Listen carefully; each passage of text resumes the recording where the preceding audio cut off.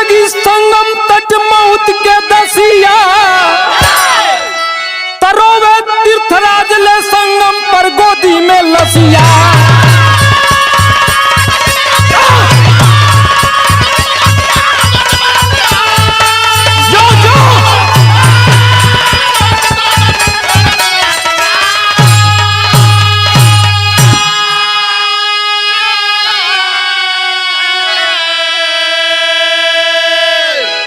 विरहा यहीं समाप्त भइल